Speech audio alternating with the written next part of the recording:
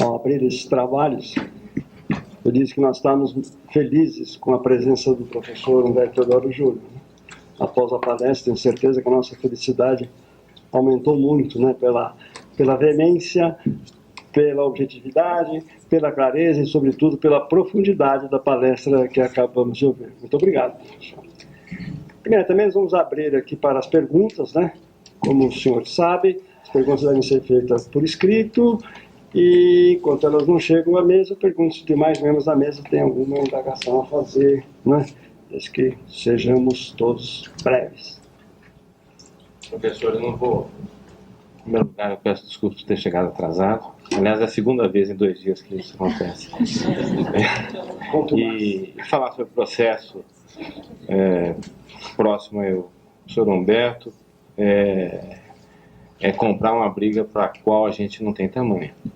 Mas eu gostaria de prestar aqui uma contribuição, né, falando sobre um outro recurso que, para evitar as armadilhas do 5251 e do 526, do 526, do Código de Processo Civil, a gente poderia ter certeza que vale a pena adotar. É o chamado recurso numerador. Eu não sei se os senhores já utilizam o recurso numerador, mas eu recomendo até a bibliografia a respeito disso, que é da Helios Carbex.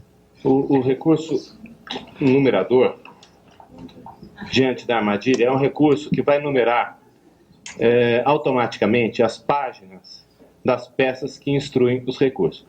Tem sido absolutamente comum, eu imagino que vocês já passaram por isto, os que não passaram, tomem cuidado, comprem, enfim, o livro, né?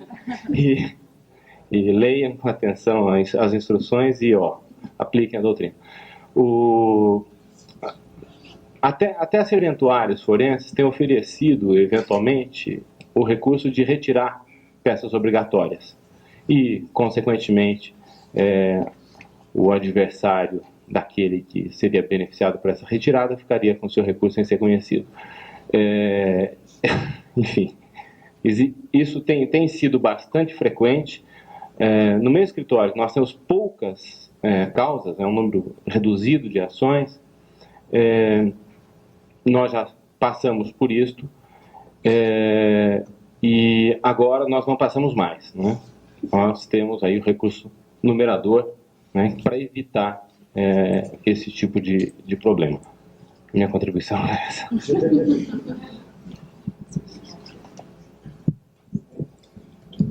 Posso? Eu quero dar o testemunho de que também no meu escritório já aconteceu mais de uma vez isso. Peças desaparecem e quando se vai dar pela falta, já está sendo indeferido o recurso por má formação do instrumento. Nós adotamos, nos recursos especiais e extraordinários, uma praxe agora de entrar com o requerimento e com 2 requerimentos. Um requerimento do agravo e o outro pedindo vista 24 horas depois de autuado e registrado, para controle, pois que o senhor STJ diz que o advogado tem que controlar, mas que hora que ele vai ter esse controle? Porque depois que ele entra com o recurso, os autos não voltam mais nas suas mãos do advogado. Então nós estamos fazendo assim, protocolamos um pedido de vista, simultâneo ao pedido de recurso, para que não suba, não dê prosseguimento ao agravo de instrumento sem o nosso controle. É um absurdo ter que fazer isso, mas é a jurisprudência. Porque nós chegamos a um caso tão penoso que a cópia foi tirada pelo tribunal, que normalmente leva a cópia do escritório. Mas esse foi um dia que não deu tempo, porque não podia tirar os autos, era da sucumbência recíproca. Então, o advogado do escritório foi lá, junto com o funcionário serventuário, tirou dentro da secretaria, autenticou todas as cópias. E, na margem, o protocolo ficou cortado no meio. Chegou lá no STJ, depois que o relator estava tudo prontinho para dar o provimento, porque o negócio era gritante, a ilegalidade, falou, olha, Cadê a certidão de intimação? A certidão de intimação era o protocolo do recurso especial, que não era nem do agravo do instrumento ou da decisão delegatória. Está borrado, não dá para ver aqui. Indeferido. Entrei com um embargo declaratório, tirando outra cópia, dizendo que aquilo foi falha do próprio serviço, que me autenticou uma cópia borrada, que naquela altura eu não tive nem tempo de conferir, porque foi dentro do tribunal que foi feito aquele instrumento. Nada. Para indeferir, eles são implacáveis nos superiores. Vamos então à primeira pergunta. Gostaria de saber do eminente professor como fica a garantia constitucional do duplo grau trazida pelo Pacto de São José da Costa Rica em face do mecanismo criado pelo novo parágrafo 3º do artigo 515 do Código de Processo Civil. A interpretação do duplo grau de jurisdição é de que ele é um programa, mas não é um princípio que obrigue sempre. Tanto assim que em todo o mundo ocidental são conhecidos, inclusive em sede constitucional, inúmeras ações originárias, ações de instância única. E ninguém nunca pensou em considerar a Constituição inconstitucional por prever ação rescisória, mandado de segurança e muitas outras ações que correm em instância única, sem duplo grau de jurisdição.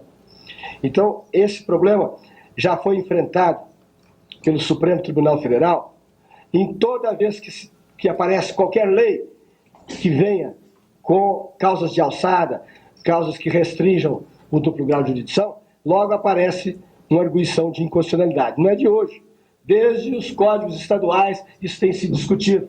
Foi discutido no Código 39, foi discutido na Lei de Execução Fiscal e foi discutido no Juizado de Pequenas Causas.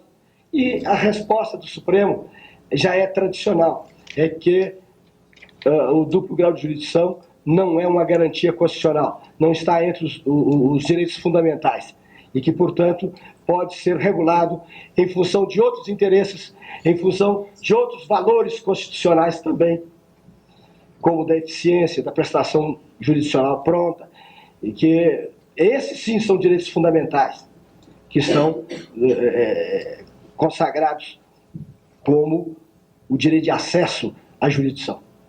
E por isso não há conflito da Constituição ou das garantias fundamentais com restrições, acaso, impostas ao duplo grau de jurisdição. Uma outra pergunta. Haverá remessa oficial de sentença em que divirjam as orientações jurisprudenciais entre o respectivo tribunal local e o Superior Tribunal de Justiça?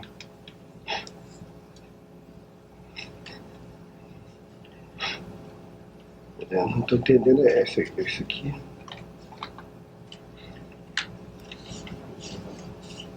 A pergunta no sentido de que a sentença contra o poder público ela poderia estar em conformidade com a jurisprudência do tribunal local, do Tribunal de Justiça, mas, no entanto, ela contraria tal superior. Agora já entendi. Mas vamos ver aqui o texto da lei.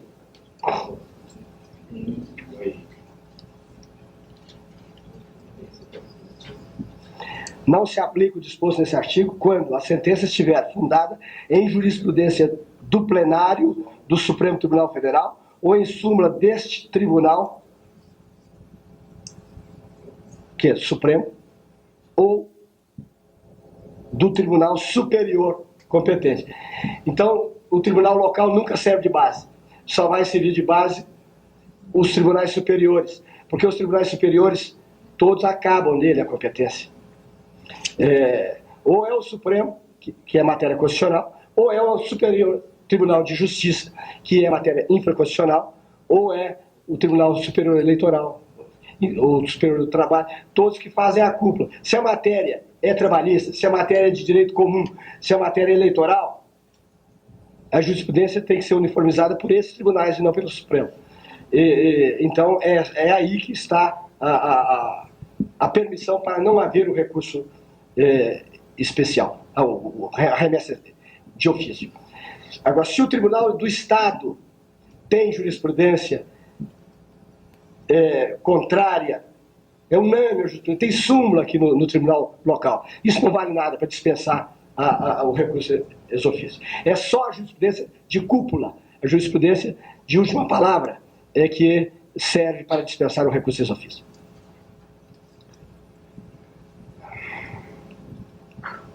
Considerando a recente modificação legislativa, cabem embargos infringentes de acórdão que haja informado sentença terminativa e, no mesmo ensejo, julgado a causa nas condições do parágrafo 3º do artigo 515?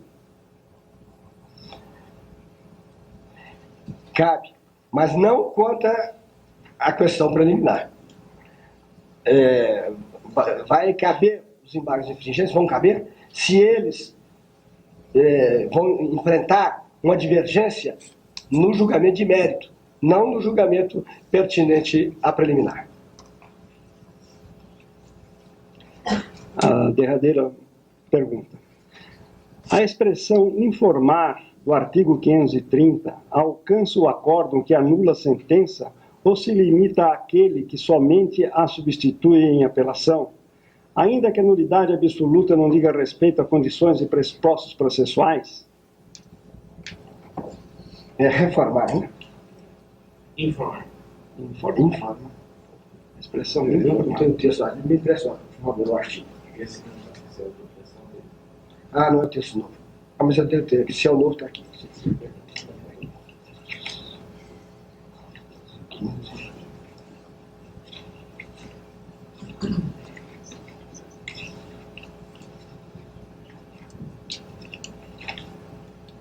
520, 522. Está com texto? Entra Texto ou passo?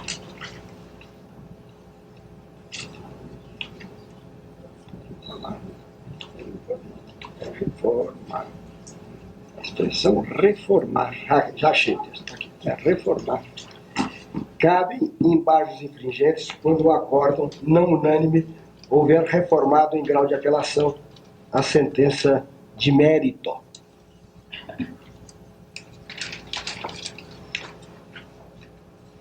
Reformar.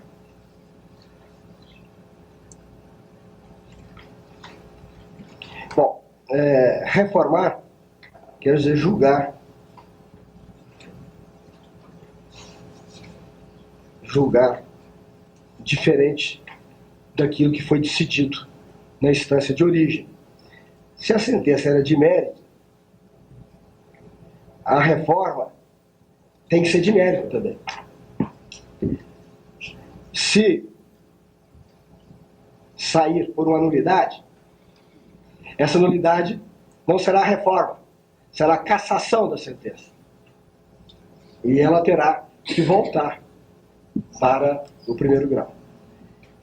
Então, essa reforma, ou essa cassação, vai cair numa matéria de preliminar, que é o único jeito que tem. Porque se for de outra maneira, vai ser sempre mérito. Qualquer outra solução. Para ser de anulação, só pode ser por preliminar.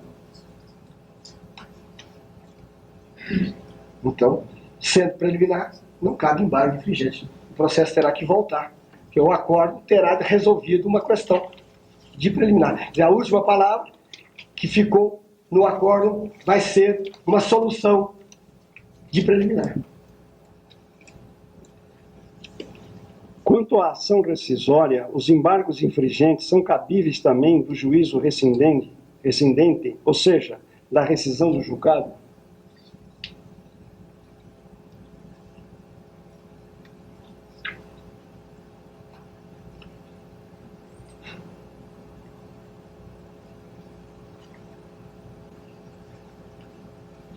Bom, aqui o artigo 530 define, no caso da ação rescisória, o cabimento da ação quando houver julgado procedente à rescisória. Então, aí eu acho que não tem que fazer diferença entre os dois juízos, porque se acolhe o rescisório, é uma condição para chegar no recinto. Já entrou no mérito. Tudo é mérito, daí em diante tudo faz parte da procedência da ação. A procedência é uma coisa, e ela se desdobra em 2 tópicos, mas os 2 tópicos pertencem ao juízo de procedência. Não acho que não tem que separar as 2 coisas.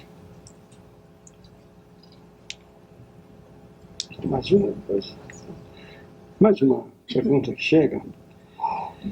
Se o juiz indefere a inicial que não instruída, por exemplo, pela pólice competente, o tribunal reforma a decisão entendendo que a inicial, mesmo sem a pólice, está suficientemente instruída. Poderá ainda assim, cabendo observar que sequer a ré seguradora ainda não foi citada, decidir o mérito da causa. Se puder, não seria ilógico, frente ao duplo grau de jurisdição, aplicação do artigo 515? Bom, isso não vai acontecer, porque o artigo 515, no parágrafo 3º, ele subordina o julgamento de mérito a 2 requisitos. O primeiro é que a questão seja puramente direito. Mas não basta ser só direito. E o segundo é que o processo esteja em condição de ser julgado pelo mérito. Se a decisão foi na petição inicial, esse processo não está em condição de ser julgado pelo mérito. Então, cassada a decisão indeferitória da petição inicial, ele tem que voltar e completar a tramitação de primeiro grau, completar o contraditório, completar o debate, para chegar à fase de julgamento de mérito. Palavra do Alessandro. Pois. Professor, minha questão não é especificamente técnica como as demais, é uma questão de fundo. Nós tivemos, ao longo da década de 90, uma série das chamadas micro-reformas, né? Na verdade, os processualistas foram dotados aí da missão de atacar aquele problema que o senhor colocou bastante contundentemente, do atraso na prestação jurisdicional. De certa forma, eles foram investidos nessa missão quase como a única solução possível, ou seja, nós só teríamos a rapidez da prestação jurisdicional através dessas micro-reformas, porque não se estabeleceram outros focos estratégicos para esse objetivo. E nós já temos quase 10 anos, praticamente, desse tipo de estratégia de busca da solução para um problema. E aí a minha pergunta, nós estamos no caminho certo? O senhor avalia que essa estratégia de alterações legislativas no ordenamento processual é o caminho para que nós alcancemos essa rapidez? Ou, feito um balanço histórico, nós percebemos que estamos caminhando rumo com alguns instrumentos que não são os mais adequados? Desde o princípio desse problema, que não é um problema processual só, é um problema político-institucional, que é o do funcionamento dos poderes.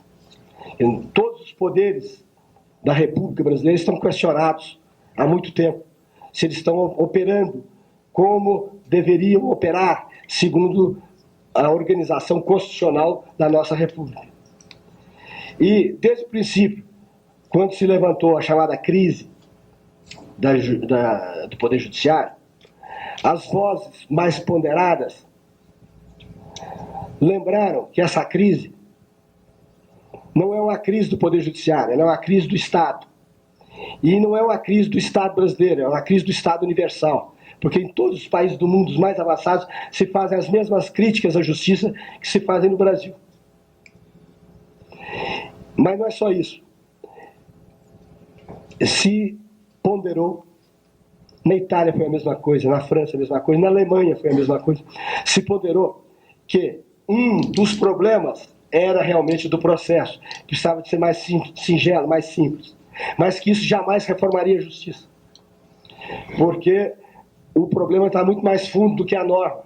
O problema está no aparelhamento judiciário, na sua estrutura operacional, que é milenar. O Poder Judiciário funciona no século XXI da mesma maneira como que funcionava no século XV, XVI, quando chegou ao Brasil. O pilar, os órgãos que funcionam, a tramitação de papel, até as palavras, os autos, tudo aquilo ali, é o sistema Reynol, que chegou com base de caminho aqui.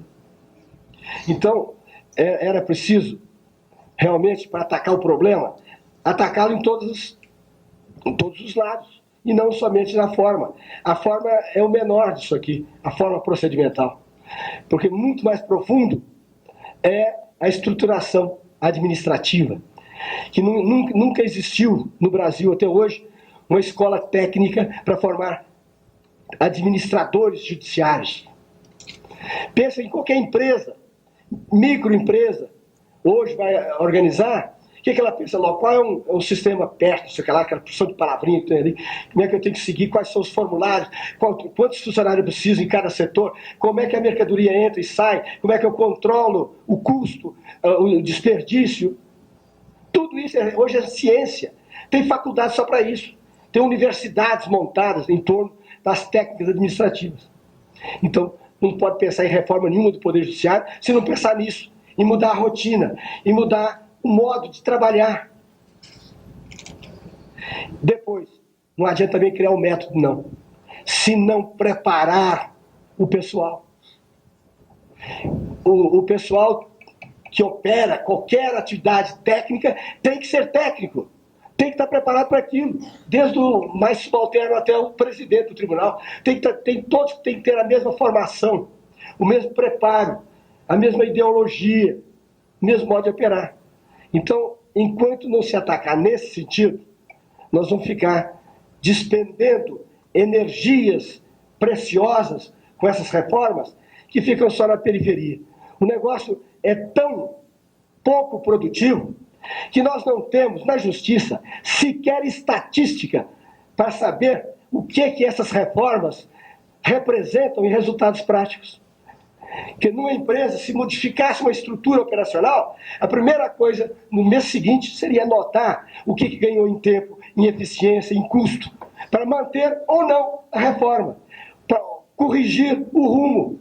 Aqui se debate, nós estamos debatendo essas mini-reformas há 10 anos quase. Qual o levantamento que se fez até hoje? Qual o dado positivo que eu tenho para responder essa pergunta que vocês me fazem aqui, se está dando certo ou não? Não tem. Não tem planejamento da justiça, não tem órgão administrativo que presida os problemas e os destinos da justiça. É aí que é o grande mal, e contra o qual não está se notando nenhum movimento, nenhuma política séria para enfrentar esse problema. Continuam-se arrebanhando, escrevendo juízes, tribunais, através de concursos que medem apenas conhecimentos de gramática e de conhecimento de texto de código. Um juiz na Alemanha gasta 8 anos para começar a julgar, depois de formado num curso de direito. Passa por um curso de aperfeiçoamento dentro da universidade, adquire um título que o legitima a fazer o concurso para entrar no Ministério da Justiça. Lá ele entra não como juiz, como funcionário que vai estudar numa escola interna, voltada unicamente para os problemas da magistratura. Depois de 4, 5 anos, ele vai fazer um outro concurso para ver se ele aproveitou, se ele aprendeu o que precisava ter aprendido para ser juiz. Se não passar, ele não é juiz. Ele vai ser sempre um subalterno, um funcionário lá, mas não ganha o status de juiz. Isso é apenas um exemplo da Alemanha, que também estão queixando lá da mesma coisa aqui, que com todos os recursos, diz que a justiça da Alemanha não funciona. Lá tem uma justiça com 300 processos para cada juiz. Tudo informatizado há mais de 50 anos. Quando inventou o computador, eles já tinham um computador dentro da justiça. Já tinha serviço de estatística. Já tinha secretaria de juízes separado dos cartórios. E ainda estão conscientes de que o problema da justiça não se resolve somente com leis e nem com organização. E aí entra, que hoje o debate na Alemanha é sobre a consciência social. Se a sociedade não participar da justiça, não tiver uma orientação de comportamento perante a justiça, ela acaba com a justiça, porque leva para a justiça os problemas mais insignificantes, abarrota a justiça de tal modo que nem o orçamento da Alemanha aguenta. E é isso que estão dizendo lá os últimos comentaristas. No jeito que vai esse furor demandante, não tem Estado do mundo que dentro de poucos anos vai suportar a justiça democrática, essa justiça de porta aberta, que todo mundo pode entrar e pode pedir o que quiser. Herder, que é o nome do autor, escreveu um artigo de fim de século na Alemanha, dizendo que o homem da última metade do século XX perdeu o diálogo e passou a ser um beligerante. Então, aconteceu o que Capelletti temia, que o estímulo do acesso à justiça se transformasse em estímulo à litigiosidade, que é um mal pior do que a falta de tutela jurisdicional, porque o excesso de litigiosidade atravanca o poder, trava o poder, de maneira que a sociedade inteira passa a carecer de uma prestação adequada do poder judiciário. Então, na França, na Alemanha e na Itália, os movimentos hoje de reforma não estão mais mexendo com o código e com a justiça. Estão passando pela mediação, pelo acordo, pelas formas paralelas de se compor, de se pacificar a sociedade, sem necessitar do autoritarismo judiciário para impor soluções aos litígios. É isso. Enfatizo mais uma vez o brilhantismo da palestra, né? Agradeço novamente ao professor Humberto Teodoro Júnior pela presença, pelas lições que nos deu. Agradeço a presença de todos e dou encerrado este ato, né? Agora o Otaviano vai fazer alguma comunicação. Muito obrigado a todos. Boa noite.